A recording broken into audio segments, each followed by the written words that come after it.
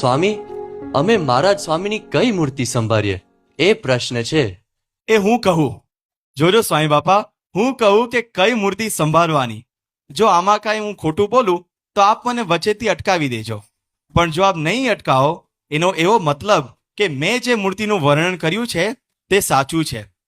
બાપા, અમારે એ મૂર્તિ સંભાળવી જોઈએ જે અત્યારે પર્પલ કલરના સોફા ઉપર બિરાજમાન છે, જેમને ભગવું ગાતરિયું ઓઢ્યું છે, ખોળામાં ભગવું ઓશિકું ધારણ કર્યું છે, ભગવું ધોતિયું પહેર્યું છે, પગમાં મોજા પહેરેલા છે અને બંને ચરણની નીચે પર્પલ ગાદી શોભી રહી છે.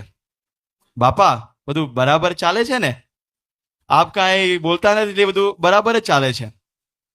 જેમના કપાળમાં સુંદર તિલક ચાંદલો શોભી રહ્યો છે, જેમની આંખો ખૂબ મોહક છે, જેમાં સૌ માટે પ્રેમ અને કરુણા સતત વરસતી રહે છે, જેમના ગાલ ઉપર સુંદર ચિહ્નો અને તલ છે જે મુખારવિંદની શોભાને વધારી રહ્યા છે, જેમનું સ્માયલ એવું આકર્ષક છે કે બધાના હૃદયમાં એ પ્રાણ લાવી શકે છે, જેમની વાણી એવી મધુર અને ધારદાર છે, ગમે તેવાના હૃદયમાં એ પ્રવેશી જાય છે.